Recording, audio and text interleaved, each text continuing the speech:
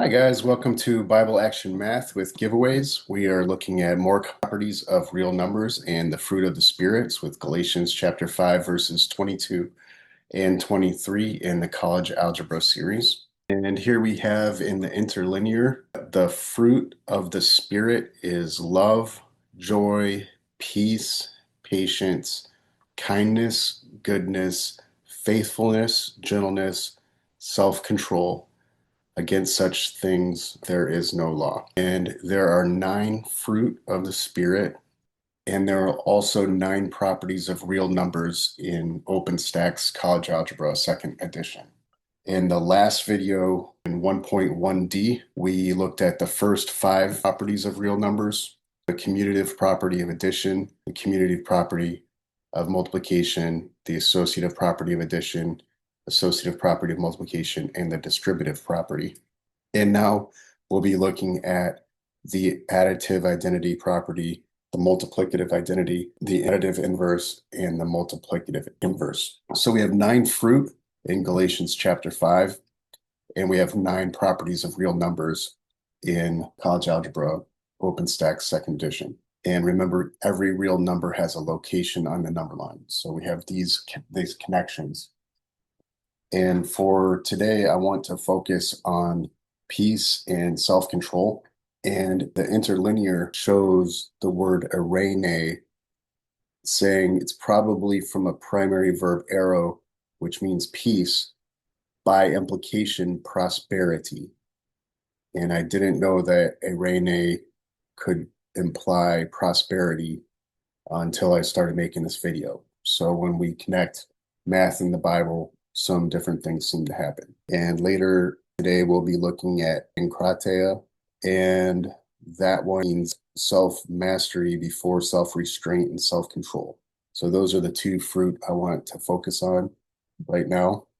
And you can read about the properties right here: identity property of addition, multiplication, inverse property of addition and multiplication. You can press pause and read those. Let's say S is some number about yourself. And if you add nothing, you're still that number about yourself. And that makes me think of peace. Or S times 1 is S.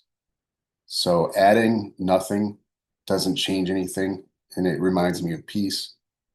Multiplying by 1 doesn't change anything with the original number, and that is the multiplicative identity. Now, when you add the opposite of a number, you end up with 0. So S plus the opposite of S equals 0.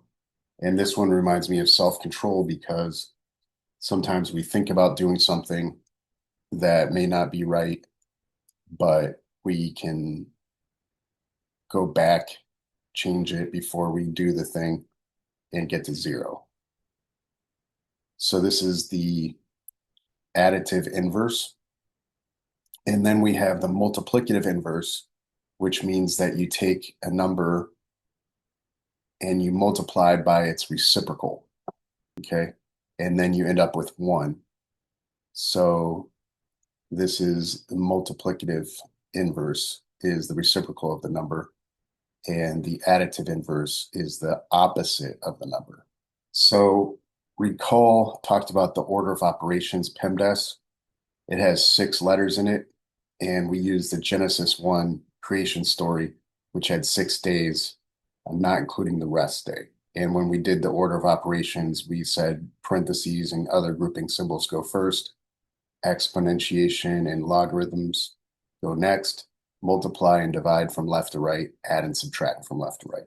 So I want to make a few examples for this video, and remember to check the comments below about any giveaways that might be related to this. So if you take a number 9 and you multiply by its reciprocal 1/9, you end up with 1, which is an example of the multiplicative inverse. If you take 2/3 and you multiply by 1/2/3, 1/2/3 means 1 divided by 2/3.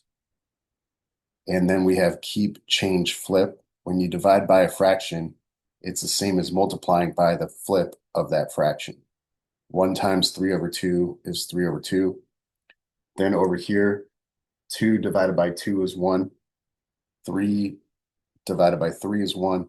So this all multiplies into 1. And think about, what is this mainly an example of? Which of the properties of real numbers? And then here on number 7, if you have negative 1/3, what do you multiply by to get 1? And what would that be an example of? So that concludes our 1.1e lesson, and everybody have a great day.